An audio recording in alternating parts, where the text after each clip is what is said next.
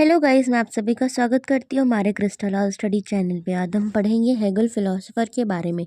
तो यहाँ पे है इनका introduction, John William Frederick Hegel. तो ये बॉर्न होते हैं 1770 में और डाई होते हैं 1831 में। ये एक प्रोमिनेंट जर्मन फिलोसोफर हैं और इंट्रोड्यूस करते हैं फिलोसफिकल फ्रेमवर्क को हेगलियन फिलोसफी में और एब्सोल्यूट आइडियलिज्म में। ठीक है, इनका जो वर्क है वो बहुत ही ज़्यादा ह्यूज रेंज में है, वाइड रेंज में है, अलग अलग सब्जेक्ट्स पे हैं, जैसे कि metaphysics, epistemology, history, polity and art. अब यहाँ पे इनका हम कुछ की आइडियाज़ के बारे में बात करेंगे, जैसे कि इन्होंने आई के बारे में और डिज़ायर के बारे में बात करी है। ह्यूमन अपने आप को क्या बोल के करता है? आई मतलब सेल्फ कॉन्शियसनेस, ठीक है, जो कि वो खुद से डिज़ायर होती है। और किस तरह से ह्यूमन की डिज़ायर जो है वो डिफरेंट होती है एनिमल की डिज़ायर से, हम ये पढ़ेंगे। तो what is desire? It is a longing for something is missing. तो डिज़ायर क्या होता है? जिस चीज़ को हम लोग पाना चाहते हैं, जो कि हमें बहुत ही मिस कर रहे होते हैं, ठीक है, हम लोगों को वो चीज़ चाहिए होती है, तो वो क्या होता है? डिज़ायर होती है, जो कि हमारी फुलफिलमेंट पूरी करती है। How is I form? तो the I develop my interacting with opposing what is not I, object, other और एटर्नल थिंग्स। तो आई जो है वो डेवलप करती है, हमारी इंटरेक्ट करती है चीज़ों से, जैसे कि ऑब्जेक्ट, एटर्नल थिंग्स के साथ। ठीक है, अब हम यहाँ पे बात करेंगे डिज़ायर एंड एक्शंस के बारे में। Desire and actions, action from desire. तो एक्शन जो कि डिज़ायर से आते हैं वो कैसे होते हैं? डिज़ायर जो होते हैं वो डेराइव करते हैं ह्यूमन के एक्ट से, किस तरह से ह्यूमन रिएक्ट कर रहा है और किस तरह से वो क्रिएट कर रहा है डिससेटिस्फेक्शन अपने ही खुद के स्टेट में। ठीक है, सेकेंड पॉइंट आता है निगेशन इन एक्शंस। तो क्या नेगेटिव चीज़ें हमारे एक्शंस में आ रही हैं, जैसे कि टू सेटिस्फाई डिज़ायर, हम लोग डिज़ायर को सेटिस्फाई करने के लिए ह्यूमन डिस्ट्रॉय हो जाता है, ट्रांसफॉर्म करता है और चेंज करता है अपने ऑब्जेक्ट ऑफ डिज़ायर को। फॉर एग्ज़ाम्पल, अगर हम लोग टू सेटिस्फाई हंगर, अगर हम लोगों को भूख लगी और हम लोग उसको सेटिस्फाई करना चाहते हैं, तो हम लोगों को मस्ट मतलब कि बहुत ज़्यादा फूड चाहिए होगा खाने के लिए और ट्रांसफॉर्म हम करेंगे। ठीक है, अब यहाँ पे बात आती है creation through negation. When human act to fulfill desire, they transform eternal reality and in doing so create their own identity. तो जब ह्यूमन अपने ही डिज़ायर को फुलफ़िल करता है, तो वो क्या ट्रांसफॉर्म करता है? एटर्नल एक्सटर्नल रियलिटी को, और क्रिएट करता है अपनी खुद की आइडेंटिटी। ठीक है, animal desire versus human desire. तो एनिमल के डिज़ायर में और ह्यूमन के डिज़ायर में क्या डिफरेंसेस हैं? एनिमल डिज़ायर फोकस करता है नेचुरल और बायोलॉजिकल नीड्स में, जैसे कि हंगर और सर्वाइवल के लिए, और लीड्स करता है sentiment of self, basic self awareness होती है उसमें, सेल्फ कॉन्शियसनेस नहीं होती है। अब हम बात करें ह्यूमन डिज़ायर की, तो ह्यूमन डिज़ायर को अपनी बेसिक नीड चाहिए होती है, जो कि एब्स्ट्रैक्ट हो, टूवर्ड्स एब्स्ट्रैक्ट हो, और नॉन नेचुरल गोल्स की तरफ, जैसे कि वैल्यूज़, रिकॉग्निशन, इन सब के लिए ह्यूमन को अपनी नीड्स की ज़रूरत होती है, डिज़ायर की। और ये क्या करते हैं? इनके ट्रू सेल्फ कॉन्शियसनेस होती है बाय ट्रांसीडिंग नेचुरल थिंग्स। ठीक, नेचुरल डिज़ायर, तो नेचुरल डिज़ायर को जब हम वो पा लेते हैं, तो क्या क्रिएट होती है? हमारी सेल्फ कॉन्शियसनेस। ठीक है, अब हम यहाँ पे बात करेंगे ह्यूमन डिज़ायर किस तरह से टारगेट्स होते हैं। तो human desire must be directed towards another desire, not just an object और नीड। तो ह्यूमन डिज़ायर किस तरह से डायरेक्टेड होते हैं? दूसरों की डिज़ायर के थ्रू, ऑब्जेक्ट और नीड्स के थ्रू नहीं होता है। फॉर एग्ज़ाम्पल, अगर हम लोग डिज़ायरिंग रिकॉग्निशन या फिर हमें लव की ज़रूरत है फ्रॉम अनदर पर्सन, वो इन्वॉल्व करेगा हमारी वैल्यूज़ को उनकी डिज़ायर के थ्रू। ठीक है, इसकी जो इंट्रैक्शंस होते हैं between desire produce self consciousness and individuality. ठीक है, तो क्या इंट्रैक्शन होता है? हमारे डिज़ायर जो होता है प्रोड्यूस होता है, वो सेल्फ कॉन्शियसनेस और इंडिविजुअलिटी को बताता है, और ह्यूमन के फंडामेंटल किस तरह से ह्यूमन डिफरेंट है एनिमल से, हमें ये भी देखने को मिलता है। तो सोशल रियलिटी क्या है? ह्यूमन डेवलप करता है सेल्फ कॉन्शियसनेस अपने खुद के ही सोशल कॉन्टेक्स्ट में। ह्यूमन जो है वो नीड करता है interaction with other to form a self sense of self. तो ह्यूमन जब दूसरों लोगों से इंटरेक्ट करता है, तो उसे क्या फॉर्म होता है? सेंस ऑफ सेल्फ, अपना खुद का कहीं ना कहीं उसे सेल्फ होता है। ठीक है, for example, in a herd human desire interacted with desire of other leading to share a social existence. So human की जो सोसाइटी है वो इंडिविजुअली म्यूचुअली रिकॉग्नाइज होती है, और उसके डिज़ायर को भी दूसरों के डिज़ायर के थ्रू देखा भी जाता है। A person desire an object because other also desire it. Human versus animal reality, तो ह्यूमन की रियलिटी और एनिमल की रियलिटी क्या है हम वो देखेंगे। Animal reality focus on survival और नेचुरल नीड्स। तो एनिमल किस चीज़ पे फोकस करता है, नेचुरल नीड्स पे और सर्वाइवल पे और अपने इमीडिएट सेटिस्फेक्शन पे, जैसे कि ईटिंग ऑफ फूड्स। तो ऐसे ही ह्यूमन की भी कुछ डिज़ायर होती है, जैसे कि रिकॉग्नाइजेशन, वैल्यू, उसकी बायोलॉजिकल नीड्स जो होती हैं वो सब किस तरह से डिज़ायर प्रिपेयर्ड हो रही है, ये सब ह्यूमन की रियलिटी है। व्हाट इज़ रिकॉग्निशन, तो रिकॉग्निशन क्या है, तो डिज़ायर रिकॉग्निशन, अगर हम लोग डिज़ायर करते हैं रिकॉग्निशन को तो हम लोगों को दूसरों की वैल्यू करनी आनी चाहिए, उनके वर्थ को जानना आना चाहिए। रिकॉग्नाइजेशन जो है वो रिवील्स करता है हमारी ह्यूमैनिटी को और स्टैब्लिश करता है सेल्फ कॉन्शियसनेस। ठीक है, ह्यूमन की जो डिज़ायर होती है is not just about material, वो मटेरियल नीड्स पे नहीं होती है, वो रिकॉग्नाइज्ड होती है अनदर पर्सन के सेल्फ कॉन्शियसनेस से। ठीक है, तो फाइट फॉर रिकॉग्निशन, तो किस तरह से फाइट हो रही है रिकॉग्निशन को लेके, कॉन्फ्रंटेशन बिटवीन टू ह्यूमन, किस तरह से दो ह्यूमन के बीच में ही रिकॉग्निशन को लेके फ़ाइट होती है। तो टू इंडिविजुअल जो कि हैं वो सीख करेंगे रिकॉग्निशन, उनकी रिकॉग्निशन मीट भी करेगी, लेकिन दोनों के रिकॉग्निशन में क्या हो रहा है, फ़ाइट हो रहा है किसके लिए, रिस्क लाइफ के लिए। ईच पर्सन, दोनों ही पर्सन अपने अपने बारे में सोच रहे हैं ताकि उन लोगों को वैल्यूएबल और ऑटोनॉमस थिंग्स मिल सके जो कि उन्हें क्रिएट कर सके ह्यूमन सेल्फ कॉन्शियसनेस। ठीक है, अब यहाँ पे हम बात करेंगे मास्टर स्लेव डायलेक्टिक के बारे में। If both individual fight to the death, अगर दोनों ही इंडिविजुअल फाइट कर रहे हैं डेथ के लिए, ठीक है, फाइट टू द डेथ, अगर डेथ के वजह से फाइट कर रहे हैं तो ह्यूमैनिटी जो है वो फेल करेगी इमर्ज करने में और रिकॉग्निशन अकर नहीं होगा।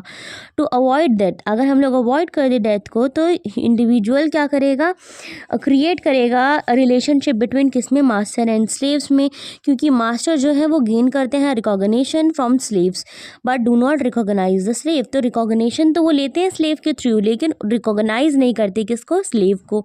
अपीयर करते हैं फ्री बट डिपेंडेंट होते हैं स्लेव पे, दिखाते तो ऐसे जैसे कि वो बहुत ही बड़े हैं, लेकिन कहाँ पे डिपेंड कर रहे हैं, स्लेव पे ही। किसके लिए, उनकी लेबर, उनके रिकॉग्निशन के लिए। स्लेव जो है वो रिकॉग्नाइज किसके थ्रू होते हैं, मास्टर के थ्रू होते हैं, out of fear of death से, और उनका अपना सेल्फ कॉन्शियसनेस भी होता है वर्क से और ट्रांसफॉर्मेशन ऑफ द वर्ल्ड को लेकर। सोशल बेसिस ऑफ ह्यूमैनिटी, तो ह्यूमैनिटी जो है वो इनहेरेंटली सोशल है, जो कि रिकॉग्नाइज करती है इंडिविजुअल के ईच कम्युनिटी में, और ट्रू ह्यूमन रियलिटी की अगर हम बात करें तो वो अचीव्ड होती है रिकॉग्निशन से, जो कि म्यूचुअल होती है।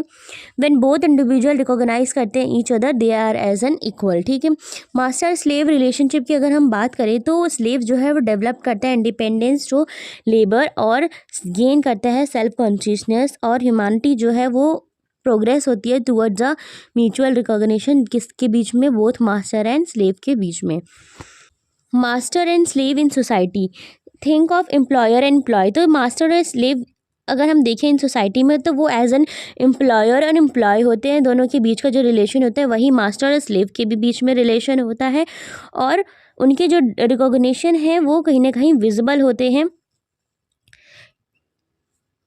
The concept of self consciousness, अब सेल्फ कॉन्शियसनेस का कंसेप्ट डालेंगे तो इसमें क्या है, सेल्फ कॉन्शियसनेस अवेयर करता है हमें वन सेल्फ को, उसकी यूनिक चीज़ों को और इसके इंडिपेंडेंट बीइंग को। सेल्फ कॉन्शियसनेस की अगर हम बात करें तो व्यू करता है इटसेल्फ सेपरेट फ्रॉम एवरीथिंग, तो हम लोग अपने आप को हर चीज़ से अलग समझेंगे और रिजेक्ट करते हैं आउटसाइड ऑफ द वर्ल्ड को और नेगेटिव चीज़ों को भी। ठीक है, why recognition is important for a person to truly understand their worth, तो रिकॉग्निशन इसलिए भी इम्पॉर्टेंट है ताकि हम अपने वर्थ को जान सकें, अपनी ह्यूमैनिटी को पहचान सकें और सेल्फ कॉन्शियसनेस को भी जान सकें।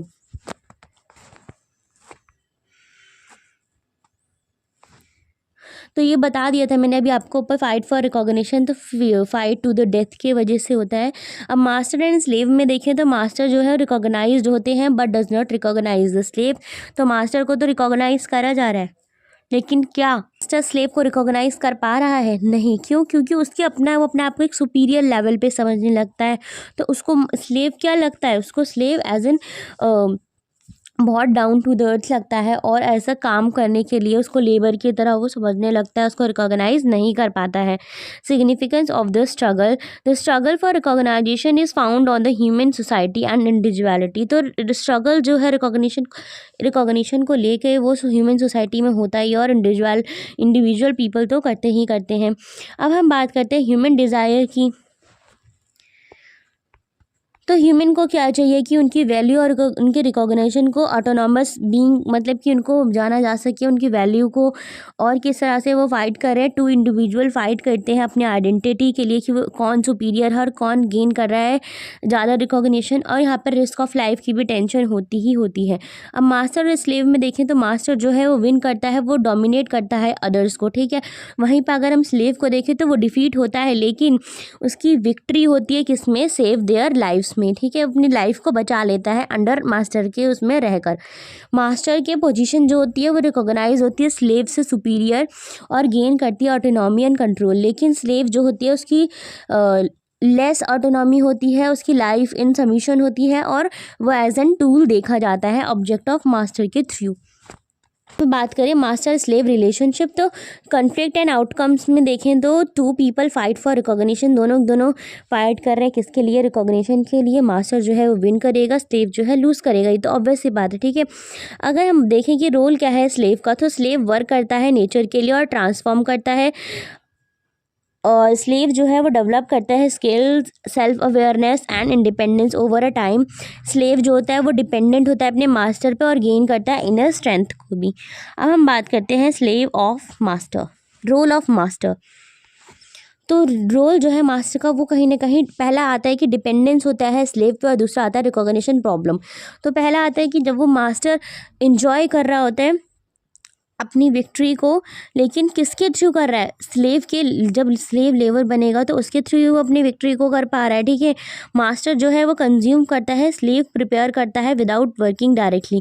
तो बिना मास्टर कोई वर्क नहीं कर रहा है, मास्टर के लिए वर्क कौन कर रहा है, स्लेव कर रहा है, लेकिन आउटकम किसको मिल रहा है, मास्टर को मिल रहा है। अब कंज्यूम कौन कर पा रहा है, मास्टर कर पा रहा है, स्लेव तो वर्क कर रहा है, ठीक है।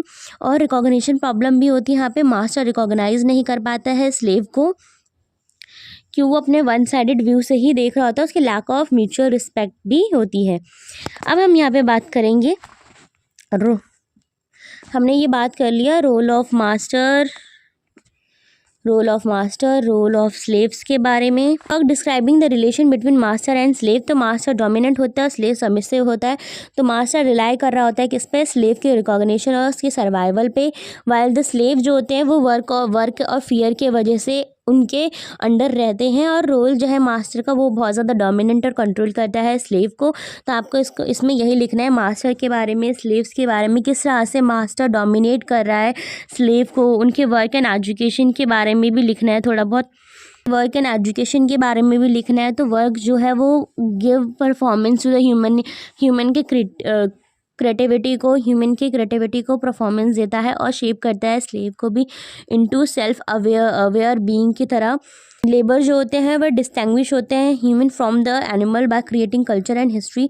तो ह्यूमन का एक कल्चर है, उनकी एक हिस्ट्री है, तो वो कहीं ना कहीं अलग है ह्यूमन से भी, एनिमल अलग है ह्यूमन से।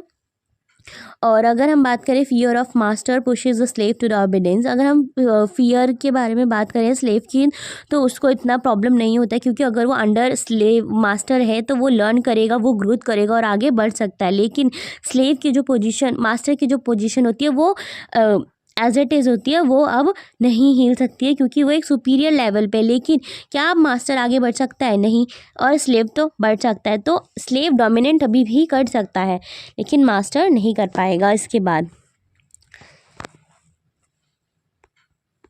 यहाँ पे हम बात करेंगे the slave relation to the world. तो स्लेव का रिलेशन क्या है वर्ल्ड के साथ।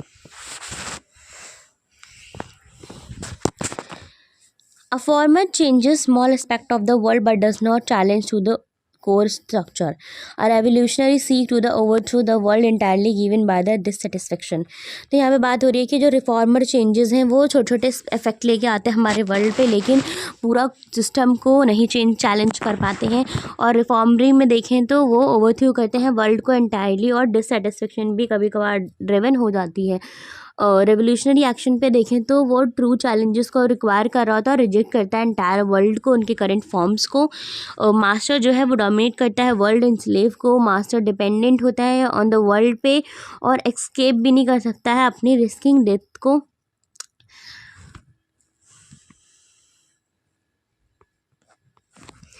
Freedom through work, the slave challenge the world through the labour which also leads to their own personal growth. तो स्लेव जो है वो वर्ल्ड लेबर के अंदर हो, मतलब कि स्लेव जो है अपने मास्टर के अंडर होते हैं और कहीं ना कहीं अपने पर्सनल ग्रोथ पे भी उनका इफ़ेक्ट देखने को मिलता है। वो force labour alone does not free the slave. तो अगर हम फोर्स करेंगे हमारे लेबर को, वो as an slave free slave नहीं होंगे, वो अपना वर्क ठीक से नहीं कर पाएंगे। तो by reshaping the world, slave को क्रिएट करना चाहिए अपनी न्यू कंडीशन में फ्रीडम और रिकॉग्निशन को भी। चलिए गाइज, बाय बाय।